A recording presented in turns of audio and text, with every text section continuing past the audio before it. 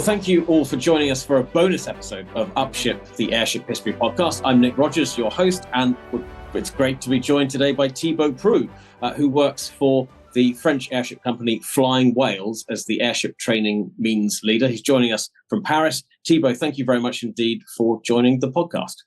Yeah, thank you. Thank you so much for having me in your podcast.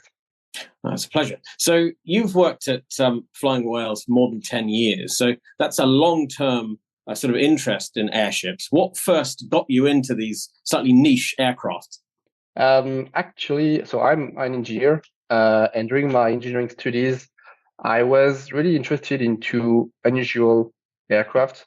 And so basically, I easily went into the airship world, and I tried to build my own airship with some colleagues of mine during my engineering studies. And so I discovered this crazy world about airships. Then I made some internships in small companies doing airships also, and I joined Flying Whales. And what attracted you to Flying Whales in the first place? So when I joined Flying Whales back in 2013, the company was just created, and it was really, really small. We were like 3-4 others right now at this time, and so it was the fact to build a new company, a new industry that was really interesting me. The fact that we were developing this massive airship was also of interest for me. And basically everything had to be done at this time. So I was really happy to be part of this adventure since the very beginning. Yeah, I suppose that you're in there from pretty much the very beginning, and your career is growing as the company is growing. So, I mean, what are the kinds of jobs that you've done at Flying Whales? So when we started Flying Whales, so we were like 2, 3, maybe 4 engineers, and we had almost nothing. So the first years were really like building a company. So we were developing the product, trying to understand the markets we want to address with this machine, defining the basic conceptual designs of this machine. And trying to find some money to pay for our jobs actually. We had to find also where we want to settle our production site. We had to do many things. So the first years of my career in Flying Whales was basically building up a company. So it was like a startup, and sometimes it was then for, let's say, 5 to 6 years, I focused on the certification of this airship. So I worked a lot with the European Union Aviation Agency, the ESA in Cologne in Germany. And then, with them, with also our friends from Britain, with hybrid air vehicles, with Zeppelin also, we built up the regulations for the airships in Europe. And since beginning of this year, I'm now focusing on developing all the training plan and means for our pilots, our ground operators, and so on. That's interesting. So what kinds of work are you doing in the training space? Well, basically, so Flying Whales is a company that is developing this huge airship, but we want also to be able to operate these airships. So to do so, we have to build up an air operator, basically. And in this air operator, we need to also to train all the flight and ground crews that will operate the airship.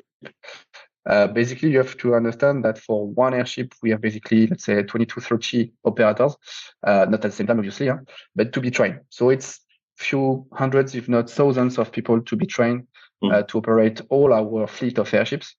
And the most complex ones being the pilots, obviously. So my job on a daily basis is to define how can we train them and what means do we need, what kind of simulators, what kind of airships or other means do we need to train them. So we are looking into what can be done in terms of simulation means, in terms of even how to make our pilots fly. There are not so many airships flying right now in the world. So I'm working with basically all the companies that are operating airships to see how we can settle the what we call the approved training organization.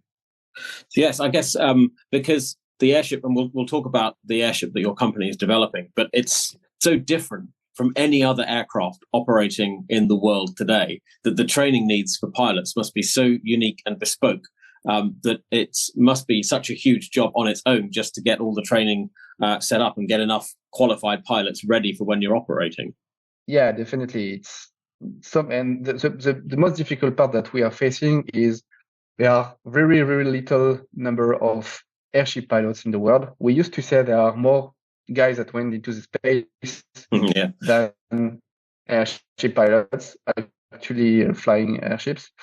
So yes, that's a complex thing to find pilots, and same issues for any operators. Ask Goodyear Blimp, ask Zeppelin, ask LTA in the US. They are all facing the same issue: how to find pilots and how to train them. How to qualify them also, because the qualifications are non-existing or almost non-existing.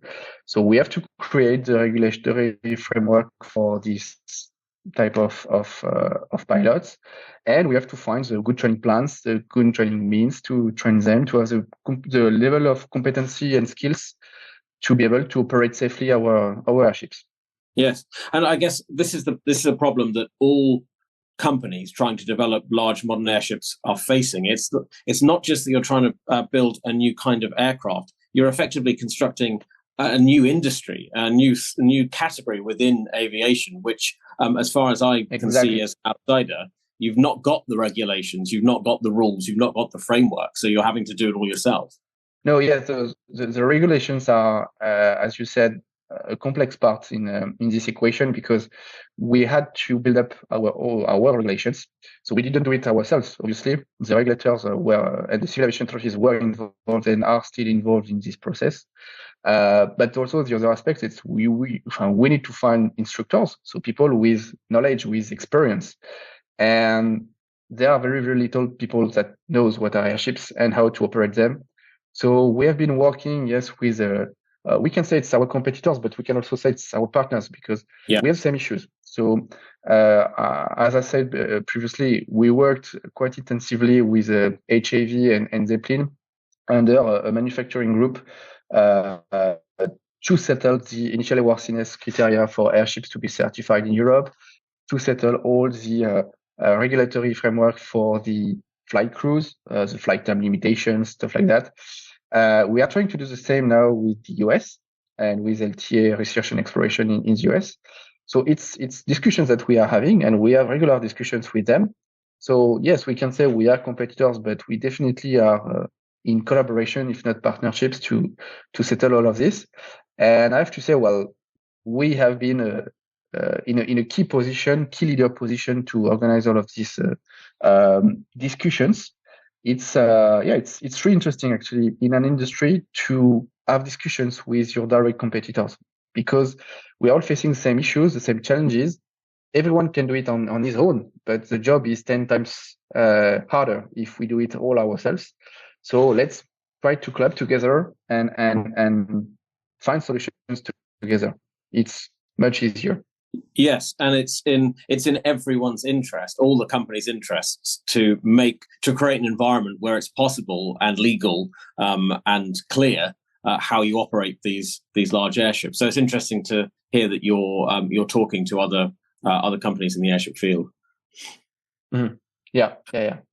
So let's move to talk about flying whales then. And first, I have to ask, I absolutely love the name of the company. Where did that come from? That's a very good question. I should ask. We should ask our founder, because I'm not sure. But Sébastien Bougon, which is our president and our founder, is a really poetic guy, and he wanted to have a nice company. And flying whales, I think it's quite obvious. We are designing huge machines that are able to fly, and you have to also know that in airships, you probably know, in airship history, there are a lot of similarities with the maritime world, with the marine world. Actually, an airship is like a submarine, and so we have a lot of links with the marine world. So makes sense to call this big machine a flying whale. Yeah, absolutely. Something that floats, surrounded by fluid. So your airship that you're developing, I believe it's the LCA 60T. I think that's the name, isn't it? Yeah. Well, okay. So we have a nice company name, but the name of the ship is not so. It's already engineer name, and it stands for Large Capacity Airship with 60 tons of payload. So that's, let's say, the technical name of the airship. And so it's a huge airship because it's something like 200 meters long. So it's like 600 feet long, I think. 50 meters diameter, so it's 150 feet diameter. So we used to compare it in terms of dimensions with our French Eiffel Tower. So it's the first stage of the French Eiffel Tower, or it's the length of a big train, basically. So it's a huge ship, and because we need to transport up to 60 tons of payload, which is quite heavy and big. So basically, the purpose of this airship is not to transport passengers, is to transport only cargo. So we want to be able to transport everything that is oversized or heavy, everything that is complex to be transported on the road. And the basic objective is to be able to get rid of any impacting ground infrastructure. When you need to transport from point A to point B a huge thing, let's say a wind blade, for instance, you need to create a road or to put it on some trains, or you need to transport it by air, building up a lot of infrastructure. So what we want to do with this airship is to be able, like a crane, flying crane, where we pick up the loads from point A and we transport it to point B, and we just put it on the ground. So we can get rid of any, again, impacting and expensive ground infrastructure. That's the purpose of this machine. And so the ship is, it's quite big. It's a manned airship. So we have at least one pilot aboard. That's why I need to train them. We also have some kind of crane operator. We call it the load exchange officer, that we have to train also. And it's a ship that is designed with, it's a rigid structure, such as the old USS Akron and so on. Mm-hmm. But the structure is not with aluminium. It's a carbon composite structure. And we have multiple gas cells inflated with helium. Okay, we don't inflate with hydrogen. It's really important for us. And we have a propulsion system that is quite unique because it's what we call a hybrid electrical distributed propulsion system, where we have basically 4 turbines, the ones that you can find on helicopters or airplanes. And then we transform the thermal energy into electricity, and we distribute it onto 32 propellers. And this is the way we transport the goods. And with these propellers, we can also do vertical takeoff and landing and the load transfer in hovering flight. We don't need to land to pick up the loads and to put it on the ground. We can stay afloat for many minutes or hours to be able to do the load transfer.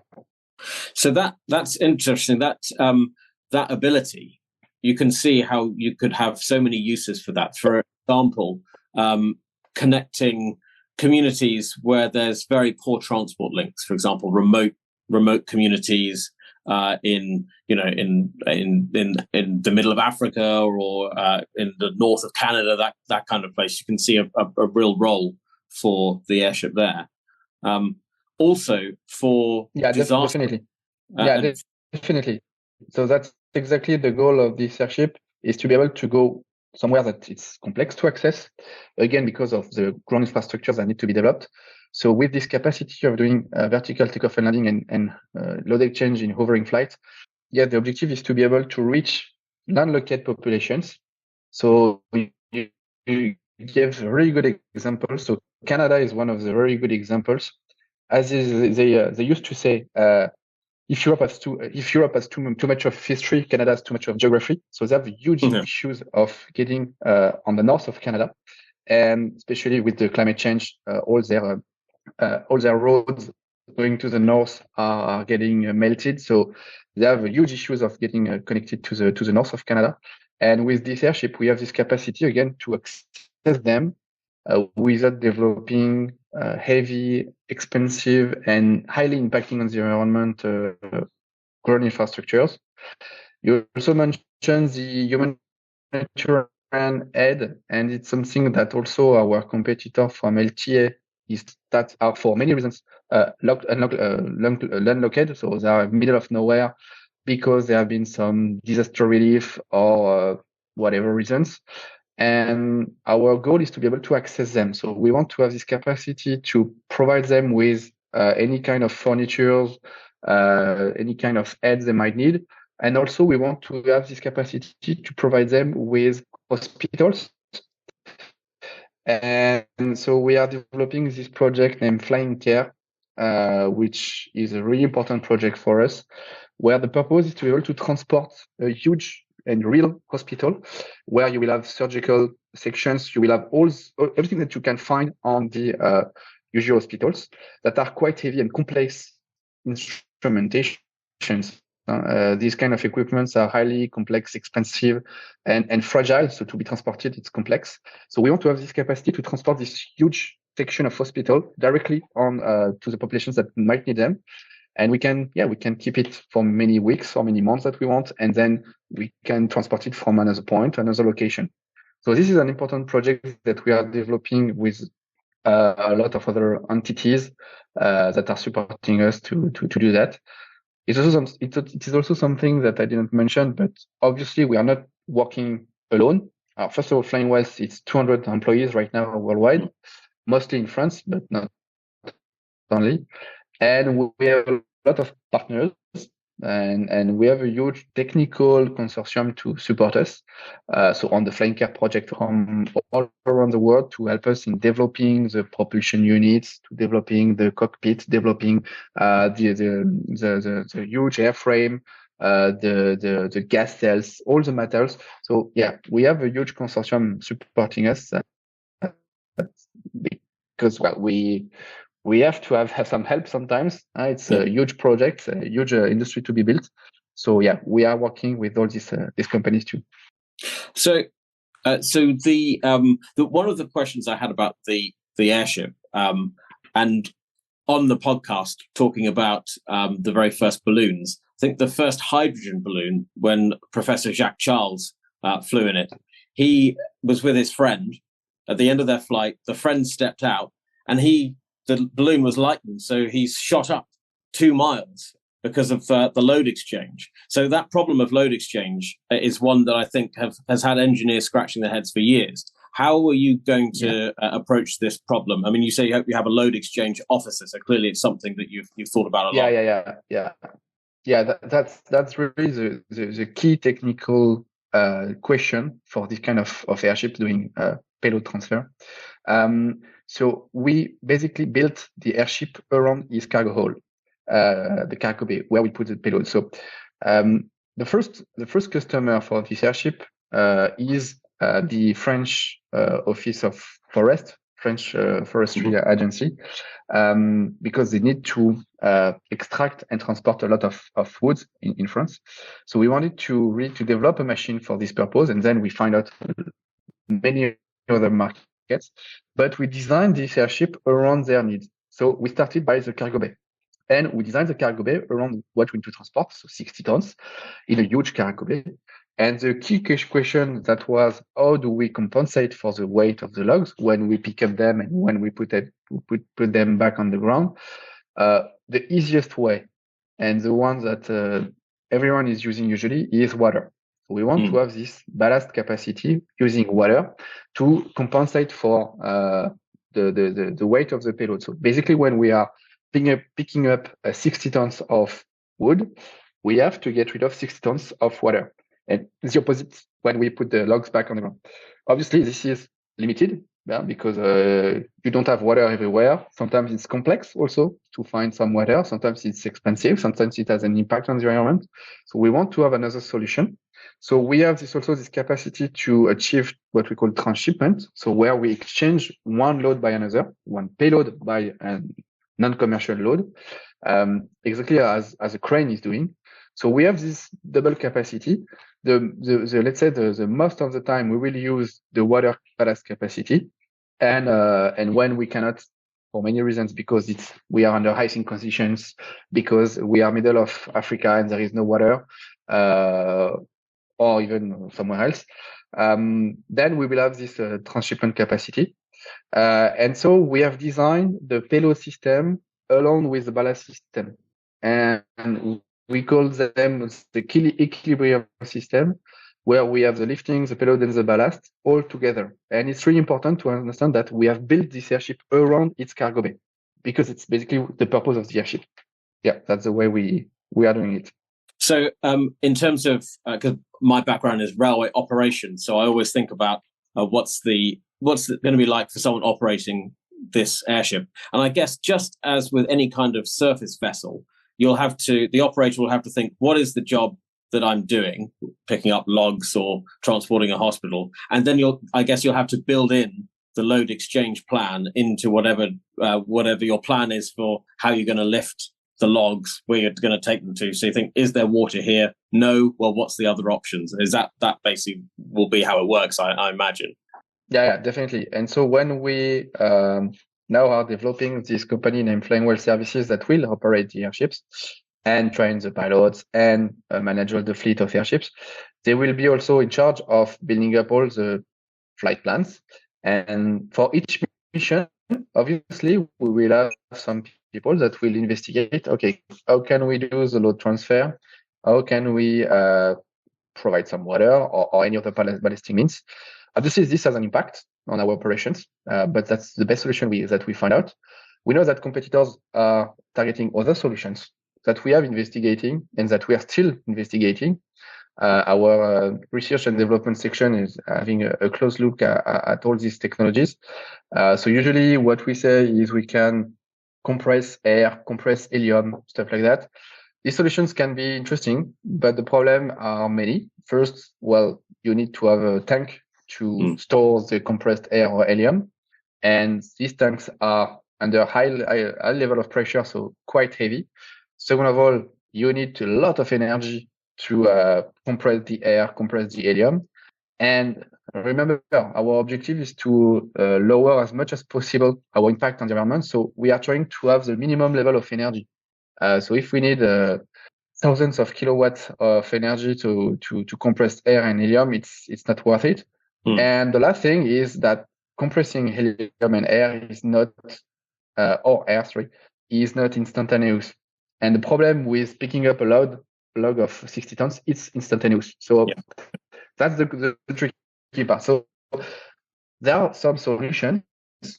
We can think about using some hot air, we can find other things with thermal aspects. That is the most practical one right now is the ballast. And whether it's water or something else, that's the best solution that we find out. And our crane solution will be able to achieve all these configurations. So yeah, that's the solution that we've chosen. Interesting. And what's the timeline for the project? And I guess what I'm really saying is, when are we going to see it flying? Yeah. That's a question that I've been asking myself for 10 years. I've been waiting for this time for a really long time. So, well, obviously, that's what you have to understand is building up such project is taking a lot of time, a lot of effort. I didn't spoke yet about our shareholders, but really, without shareholders, we would have been dead many times already. So it's really, really complex, long. It's really a big adventure. Right now, what we are targeting is to build up our production facility, which is complex. Again, 200 meters long and 50 meters diameter. You can imagine the size of the building that we have to build. So this is complex, but we are progressing on that. The location will be in Nouvelle-Aquitaine region, which is a few kilometers above Bordeaux. So we have the field where we build this production site. We will have others that will be built in Canada, in Quebec, and in Australia for targeting the markets there.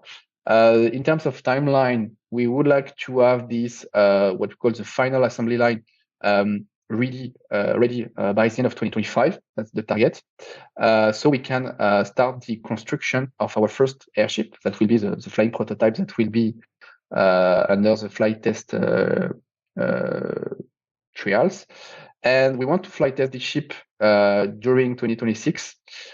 So we can say that the first flight will occur around 2026. So we can have the ship certified by 2027. I don't give any real target dates because it's complex to give them.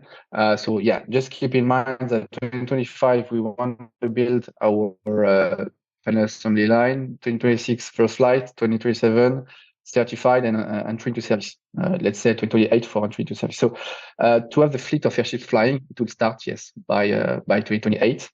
And then we'll have to do the same in Quebec and Australia.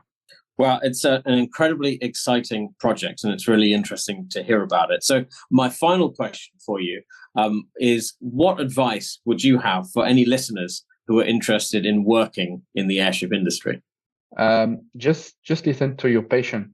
If you are passionate, enthusiastic about airships, there are many companies that are trying to put airships back in the sky. Few of them are operating them. But yeah, just follow your passion and you will find the path. You will find the proper company. There are small companies, big companies, different level of let's say advancement in the project.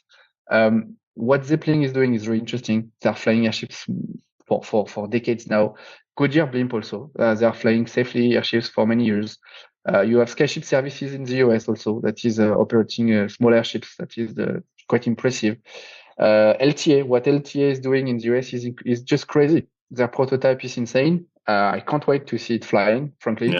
Yeah. They're doing a lot of progress.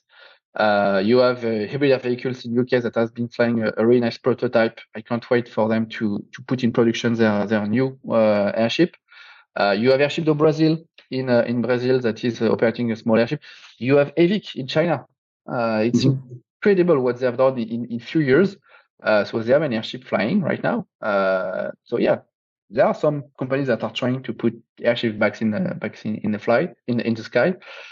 At our level in Flying Wells, we are trying to.